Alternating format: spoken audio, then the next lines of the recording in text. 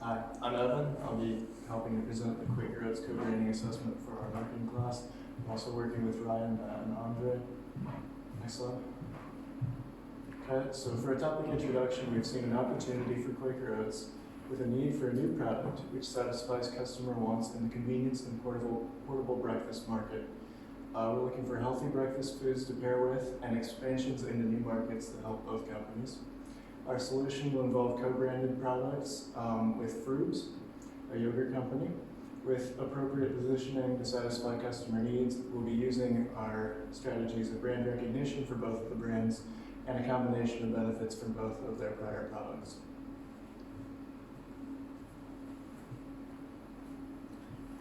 Branding, our new co-product is going to be called Rockets. It's Quaker Oats and Frubes co-brand Rockets to become a market leader in the convenient breakfast market.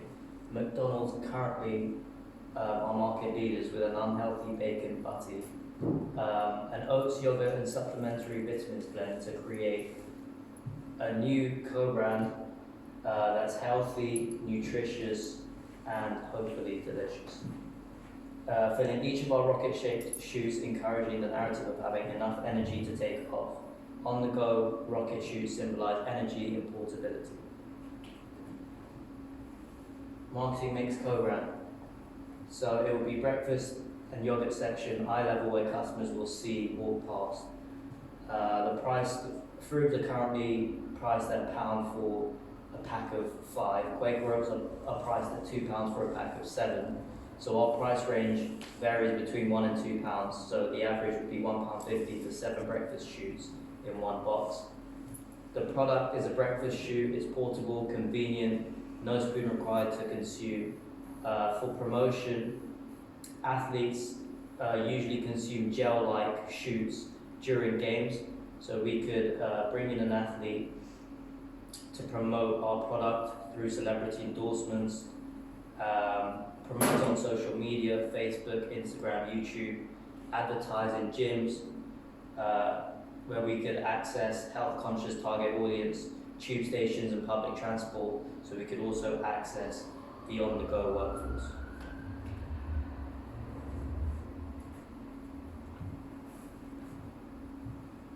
We're looking at the Quaker Oats pest analysis. We're essentially dissecting the possible threats that they may face. So politically, they need to look at international trades and treaties to make sure they adhere to common laws and practices, to make sure they're not going against any regulations. Following on, a transition and change in policy means they may need to change the way business is done overseas, as well as looking at regulation and deregulation. There's then economic factors such as consumers' disposable income. They want to aim at a target audience where it's widely available and people can consume on a daily basis. And to help do this, they can look at the GDP trend and rate of economic growth in a country, as well as an inequality index and their ranking on the Gini index, looking at the demographics of their audience. Then there's social factors, so the power structure of society. So they need to look at what age group has the highest percentage of disposable income. Currently, older generation do than the younger. They also need to look at what sort of leisure activities and what age groups are sort of carrying them out, to look at what is their best audience, as well as the type of immigration and attitudes towards it in terms of how they're going to find workers as such if they were to expand. Technologically, research and development investment levels, this is obviously very important as it will help them go into other markets. The likelihood of technological disruption, so how much of their process will be automated as opposed to having workers on it. The cost of production and trends, as well as the influence and effectiveness of environmental agencies, will also change the way they have to do business and create their products. And then legally, they need to look at consumer protection laws regarding monopoly. However, the market is very competitive, therefore a monopoly is very hard to achieve. They also need to look at property rights and other sort of court cases or anything that may affect their business. Then looking at the consumer analysis, the geographic segmentation, increased UK sales has led to cereal sales in China, India and Russia, and it's usually aimed at those between 10 and about 45, both genders, middle class and average income, is how we're able to eat it all the time, and also those with little time to work out, such as housewives or students. You typically want those that are self-conscious and into the gym, so they really benefit from the product the most. And then you also need to consume it on a daily basis in order stay fit, and hopefully they'll be happy with different flavours and are loyal to the brand. And it should be anytime nutrition for those that are health conscious, that it's easy and quick and it's readily available. And then other competitors are Kellogg's, Stern Foods, Ralston Foods, and Multi-Meal Company, which all produce breakfast food products. However, they are very much in competition with Quaker Oats in a highly competitive Western market. And then looking at their analysis, their strengths is that they have extensive distribution channels throughout and across the US and now, obviously China, Russia and India. They enjoy huge market shares and they have innovative oatmeal to reduce cholesterol, which no one else does, and they're the first company to trademark a breakfast cereal. However, similar products are offered by other companies which can lead to switching, and there is limited market share due to the intense competition. However, for opportunities, they can go into developing countries, as well as they can produce healthy options as they are preferred over fast food. However, threats-wise, they need to look at regulation, develop markets, as well as competition from other major players, and how they're going to advance into further markets also.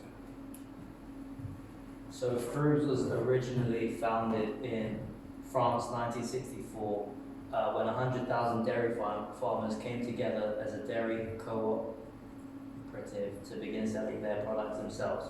Frubes' parent company is Yoplait. In 1991, Yoplait began to market products in Great Britain. Petit Filou was overtaken in 1996 by Frubes and remains a market-leading brand. More recently, Yoplait have developed an adult portfolio producing calorie-controlled yogurts under Weight Watchers labels, also introducing naturally thick Liberty yogurt to the UK market. Yoplait's mission statement is constantly searching for goodness through life, as stated on their website.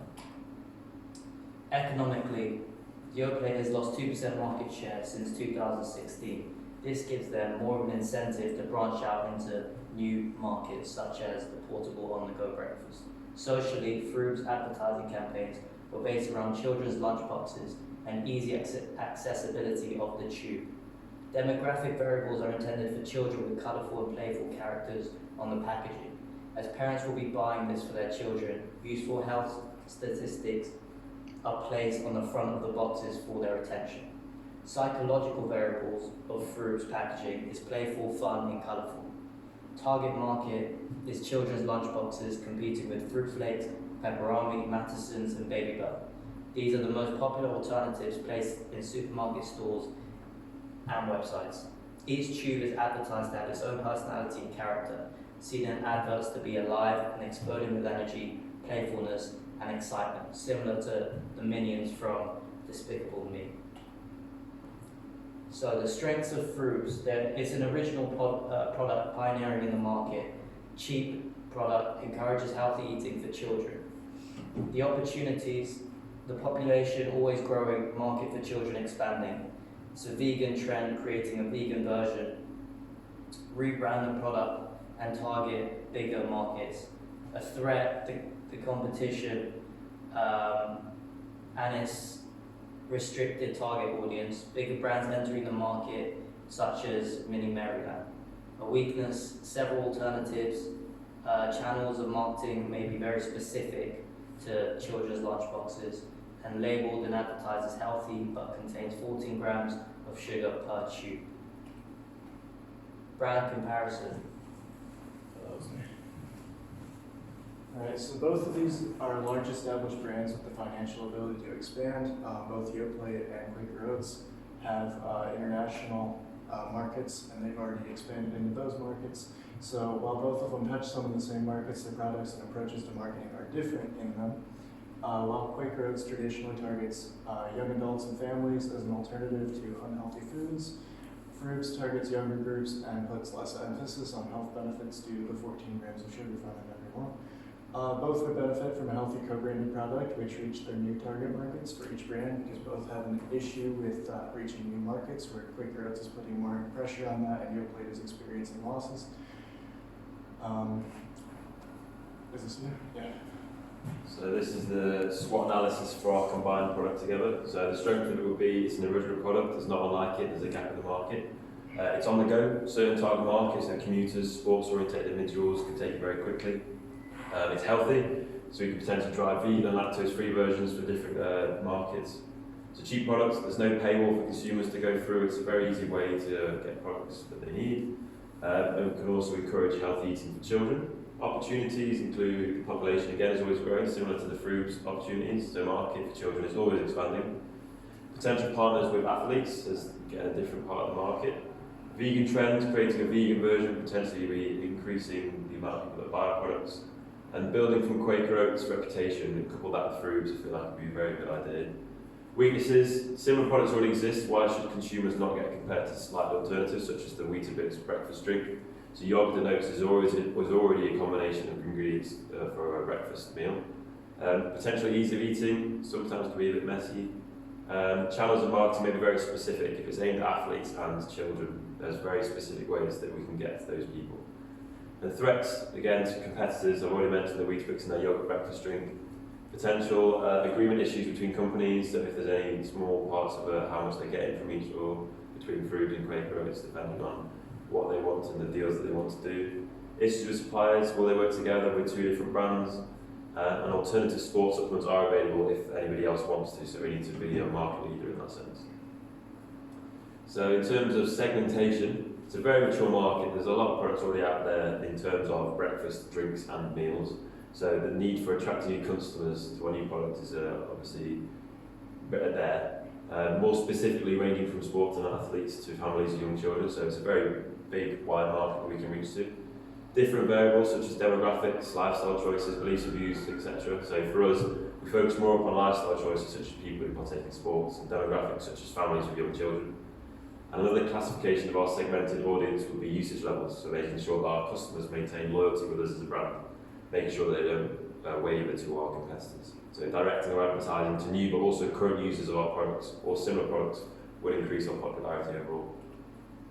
In terms of targeting, this market is one in which we feel is large enough to create enough of an impact if we were to enter, so we feel like it would be worthwhile for us to make this product.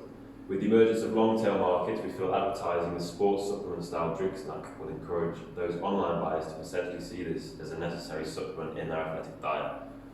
With this in mind, we feel that we'll be able to generate enough profit to outweigh the marketing costs due to the market being so vast, so we feel like if we were to create this product, it would be definitely worthwhile.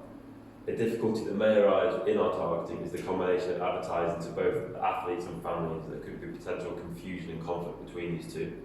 This could make the advertising channels which we choose to become very influential and very different on what we're getting out of our consumers. And positioning, we want our positioning to be clear and easy to understand for our consumers. So when I said before about it being difficult between athletes and children, we want to make it very simple and honest about what we're doing. Keeping it consistent on posting to social medias and repeating advertisements through the same channels keeps the consumers aware of what we're aiming to achieve and our missions and our company goals. We need to communicate our knowledge of competitors and clearly state our differentiation between them. So we need to state why our consumers should be picking us over our competitors. With Quaker Oats and Frubes being such reputable brands, this will need to be maintained through advertisements, and reputation of this brand is paramount. That's where most of our marketing will come from. So to wrap up, main points we've got: it's a health product, it's not even created, there's a gap in the market, which is why we think it's a good idea.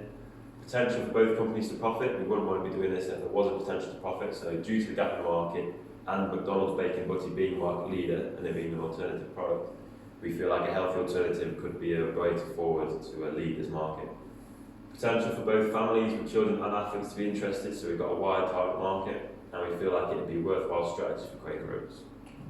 And then these are a few references. So thank you.